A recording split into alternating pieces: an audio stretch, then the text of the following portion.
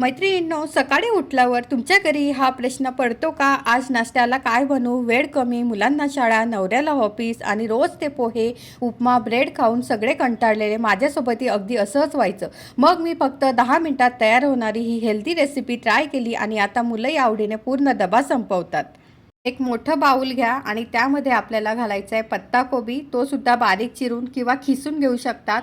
त्यानंतर कांदासुद्धा बारीक चिरायचा आहे, शिमला मिरची बारीक चिरायची आहे, टोमॅटोसुद्धा बारीक आणि गाजर मात्र खिसून घ्यायचं आहे.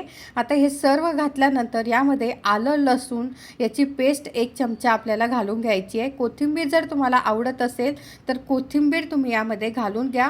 त्यानंतर आपल्याला यामध्ये घालायचा आहे 1 कप रवा. रवा तुम्ही कुठलाही घेऊ शकता, जाड बारीक कुठलाही रवा घ्या.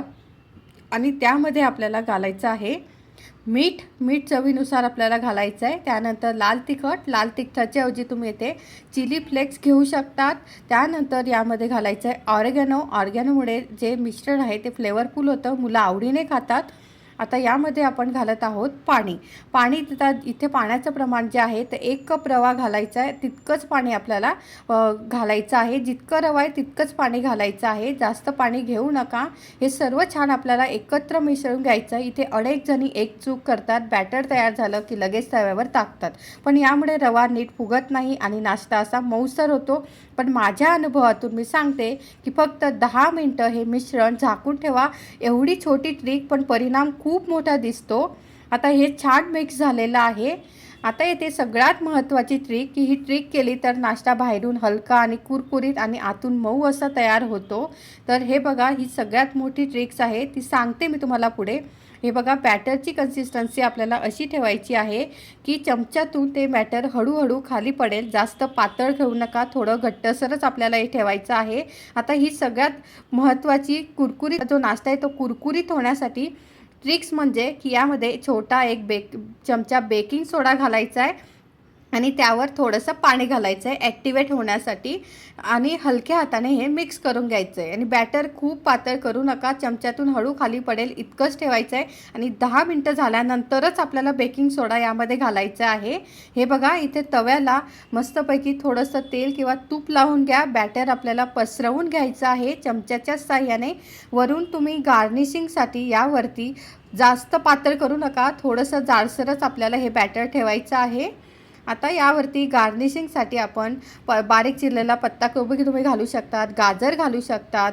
आता यावरती मी थोडंसं जिरं घातलं आहे, तुम्ही इथे तीळसुद्धा वापरू शकतात.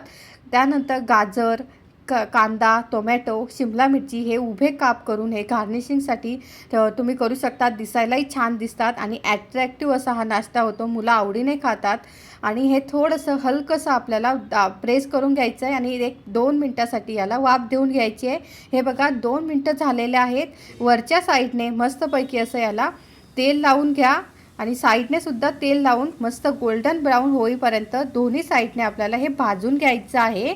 मला आई म्हणून मी नेहमी तुम्हाला सांगेल की मुलांच्या पोटात सकाळी पौष्टिक काहीतरी गेलंच पाहिजे, म्हणून या नाश्त्याला मी इतक्या भाज्या घातल्या. मुलांनाही त्या रंगीत भाज्या दिसतात आणि म्हणून त्यांना आनंदाने त्या खाव्यासही वाटतो तो नाश्ता. म्हणून आपण यामध्ये जास्तीच्या भाज्या वापरून हा नाश्ता तयार केला आहे आणि पौष्टिक असा हा तयार झालेला आहे. बघा, किती सुंदर असा आपला हा नाश्ता तयार झालेला आहे. दिसायलाही सुंदर दिसतो आहे. याच पद्धतीने दुसरेसुद्धा मी असंच तयार करून घेत आहेत.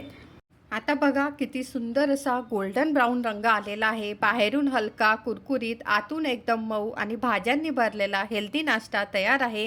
तुम्ही हा नक्की करून बघा आणि कसा झाला ते कमेंट्समध्ये मला नक्की सांगा. अशाच सोप्या